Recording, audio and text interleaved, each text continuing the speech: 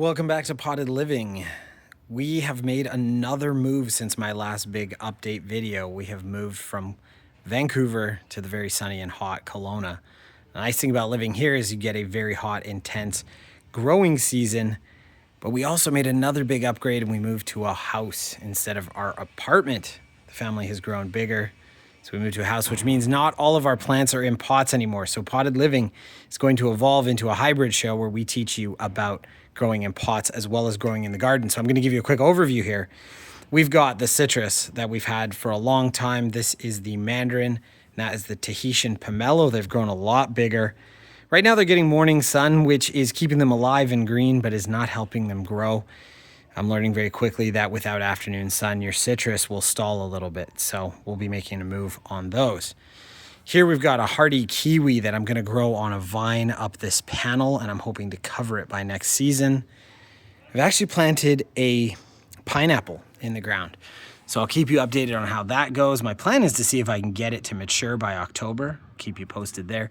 Dill, which you might recognize from some of my videos. We've got some parsley, tomatoes, basil, purple basil, green onions, a whole variety of peppers, including sweet peppers as well as spicy. This is my pear tree that's been recently planted. More tomato, which is going to go up the side. This pear tree, I'm actually going to try to espalier, meaning I'm going to try to train it along the fence. We'll see. I did have to replant it. The soil here is terrible. We're up on the mountainside. It's very sandy, so I did have to mound the tree. I can show you in a follow-up video how to mound your fruit trees if you like. Down here, we've got radishes, carrots, more sweet peppers. There is a Trinidad scorpion hot pepper plant right there in the back.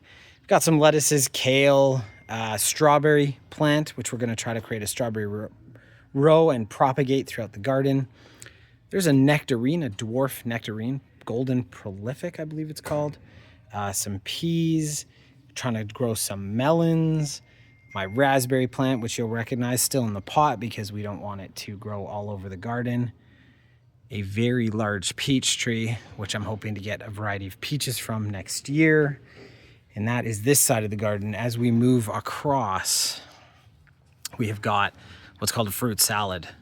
So on the left-hand side, there's cherry. Behind it is plum, peach, which we actually even have a little peach growing right there. And then apricot, which I think that graft is going to fail. We'll see.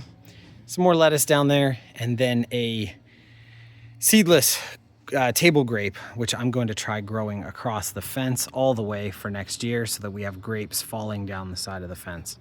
Keep you posted on the progress there. Spinning around, I'm trying blueberries again. For those of you who follow my videos, I've had nothing but bad luck trying to grow blueberries in pots. So this year, I am growing some hybrid blueberries. They're a cross between a high bush and a low bush. They're kind of a medium bush varieties. So we'll see how those go. More of our salads down there. Haskap. So we've got a haskap bush. There's two varieties in one, so to help them cross-pollinate, grown into a single bush.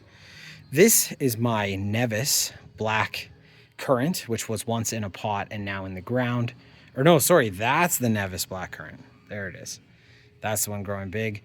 This is a white currant, which I'm growing next to the black currant. We'll see how those taste. And then a gooseberry, which is really interesting. I've grown these in pots before with great success. I'm going to try it in the ground. These all get morning sun. They're quite happy.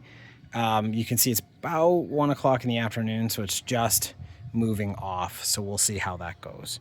So that is my update video. I do have my citrus growing on the patio, so I will get an update video there for you when I can get around to that side of the house.